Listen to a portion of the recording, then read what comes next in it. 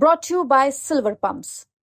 Top quality और consistent performance के लिए सिर्फ सिल्वर पंप्स, नाम याद रखना। कैबिनेट मिनिस्टर हैं, सीनियर मोस्ट हैं, होम मिनिस्टर भी रहे हैं। जब उनकी सुनवाई नहीं हो रही तो आम जनमानस की जनता की सुनवाई क्या होगी? जो व्यक्ति स्वयं सरकार का हिस्सा हो और वो किससे दुहाई दे रहा है, इसका मतलब ये टोटल फेलियर है सरकार का। नहीं, बीजेपी में तो पहले भी कुछ ठीक नहीं था, आज भी नहीं ठीक है। नमस्कार, आप देख रहे हैं हरियाणा तक। इस समय जो है अनिल विज के जो बयान है वो अपने ही जो मुख्यमंत्री है नायब सिंह सैनी उनको घेरे हुए हैं। हमारे साथ किताबुकल जी हैं, झज्जर से विधायक हैं और पूर्व शिक्षा मंत्री। मैम, जिस तरह से आजकल राजनीति में भूचाल छाया हुआ है, अनिल विज जिस तरह से अपनी सरकार को घेरने में लगे हुए हैं, वो कह रहे हैं कि आजकल जो सीएम है उड़न खटोले पर सवार होकर चल रहे हैं। जिस तरह से उन्होंने ये भी कहा है कि मेरी कोई सुनाई नहीं करता, मेरी चलती नहीं। देखिए, बात सामने निकल कर आ गई है। अनिल विज जी कैबिनेट मिनिस्टर हैं, सीनियर मोस्ट हैं, होम मिनिस्टर भी रहे हैं। जब उनकी सुनवाई नहीं हो रही तो आम जनमानस की जनता की सुनवाई क्या होगी?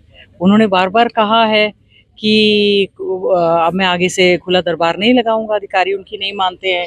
फिर उन्होंने कहा कि ग्रीवेंस कमेटी की मीटिंग्स में वो नहीं जाएंगे।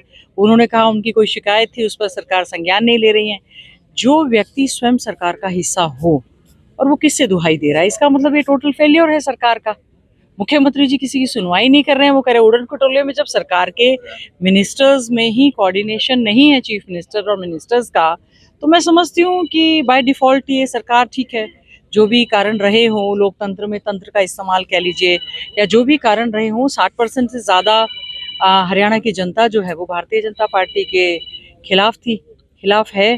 फिर भी सरकार बनी हुई, उम्मीद करेंगे कि कम से कम अपने मंत्रियों की तो वो सुने, और आने वाला विधानसभा का सत्र है, हम उसमें हमारे जो महत्वपूर्ण मुद्दे हैं, लॉ एंड ऑर्डर की स्थिति, खास तौर से जो व्यक्ति होम मिनिस्टर रहा हो और वो कहे कि मुझे ही खतरा है और मेरी कंप्लेंट पे भी सुनवाई नहीं हुई, तो जो हमारे आम व्यक्ति हैं, बहन बेटियां हैं, या जो और चीज़ें हैं जो सुरक्षित नहीं हैं, उस पर सरकार को गंभीर, ये बहुत ही गंभीर आरोप हैं जो सरकार के मंत्री ने बीजेपी पर लगाने का काम किया है। अक्सर बीजेपी वाले कहते हैं कांग्रेस में गुटबाजी है, और जिस तरह से अनिल विज और पहले खट्टर के साथ नहीं बनी, अब नायब सिंह सैनी के साथ नहीं बन रही है, अभी परिवहन मंत्री है, बड़ा एक चर्चा होता है उनका, 7 बार विधायक भी रहे।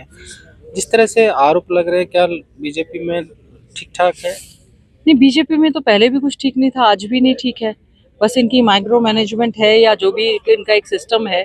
आप देख लें, बीजेपी के जो अध्यक्ष हैं उनके ऊपर आरोप लग रहे हैं, उन्हीं के मंत्री, उन्हीं के विधायक उनसे इस्तीफा मांग रहे हैं।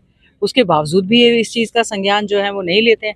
इनको तो केवल चुनावी, जो जिस प्रकार से आज के समय में भारतीय जनता पार्टी चल रही है, उनको कोई लेना देना नहीं है। टोटल इंफ्रास्ट्रक्चर कुछ डेवलप हो रहा है, नहीं हो रहा है, स्कूल कॉलेज अच्छे से चल रहे हैं, नहीं चल रहे हैं, डॉक्टर्स अवेलेबल हैं कि नहीं है, दवाइयाँ मिल रही हैं, नहीं मिल रही हैं, किसी से कुछ लेना देना नहीं है। सरकार बना रहे हैं और मौज कर रहे हैं। जिस तरह से अब दिल्ली में आप लोग भी प्रचार कर रहे हैं, बीजेपी प्रचार कर रही है, उन्होंने आप पार्टी को एक आपदा पार्टी का करार दिया। देखिए, देश के प्रधानमंत्री हैं, केंद्र में लगातार उनकी सरकार है। उनको जहाँ जहाँ बीजेपी की सरकार नहीं होती, दूसरी पॉलिटिकल पार्टीज की सरकार होती है, तो भारतीय जनता पार्टी की केंद्र की सरकार उन क्षेत्रों के साथ भेदभाव भी करने का काम करती है। और केजरीवाल जी ने भी, उनकी तो पंजाब में भी सरकार है, और उनकी जो है दिल्ली में भी सरकार है, लंबे समय से हैं, बहुत सारे मुद्दे हैं, उनको टेकअप करना चाहिए। किसी ना किसी तरह की, मैं समझती हूँ, एक दूसरे को सुना तो रहे हैं, इसमें जो जनता के हित हैं वो कहीं ना कहीं उनको बहुत ज़्यादा नुकसान होने का काम हो रहा है। हमने भी कहा था कि केंद्र में सरकार है, SYL का मुद्दा, पानी की जहाँ तक बात है, तो सरकार को इसको गंभीरता से लेना चाहिए। पानी को, अपने हिस्से का जो पानी है वो भी लेना चाहिए। पॉल्यूशन और पॉल्यूटेड वाटर की ये लोग बात कर रहे हैं। चुनाव के समय मुद्दे कुछ और होते हैं, सरकार बनने के बाद अपना अपना घोषणा पत्र ना भारतीय जनता पार्टी खोलकर देखती है, ना ही आम आदमी पार्टी देखती है।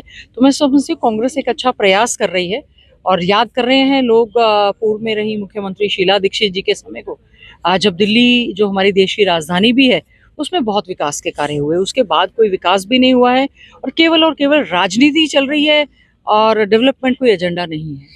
वहीं आजकल जो यमुना के पानी को लेकर भी राजनीति चल रही है। केजरीवाल कह रहे हैं कि जो यमुना की नदी में हरियाणा की तरफ से जहर मिलाया जा रहा है। वहीं बीजेपी तमाम जो नेता हैं, मुख्यमंत्री हैं, वो केजरीवाल को घेरने में लगे हुए हैं।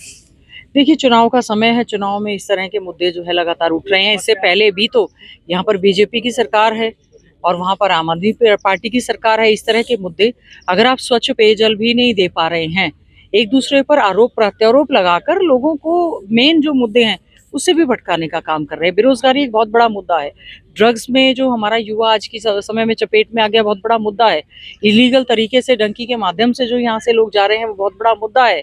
लेकिन यहाँ पर जो है लोगों को दूसरे मुद्दों में, ठीक है ये भी एक महत्वपूर्ण मुद्दा है, लेकिन अपना घोषणा पत्र में जो भी वायदे किए जाते हैं, सरकार को पहले से ही अपना संकल्प पत्र या जो घोषणा पत्र है युवाओं के साथ या प्रदेश की जनता के साथ धोखा ना करते हुए उन पर कार्य करना चाहिए। लगातार आम आदमी पार्टी के विधायक इस्तीफा दे रहे हैं, जैसे बीजेपी में जाने के अब 7 विधायकों ने भी एक साथ इस्तीफा दे दिया। देखिए, जब चुनाव का समय होता है, राजनीतिक दल में कोई ज्वाइन कर जाता है, कोई पार्टी को छोड़ जाता है, उनका आस्था का अपना विषय है, उनकी विचारधारा का विषय है कि विदिन पार्टी किसी का क्या है। बहुत से बीजेपी के लोग छोड़कर आ रहे हैं, कोई आम आदमी। चुनावी समर में इस तरह की चुनावी घटनाएं जो है वो एक आम बात है।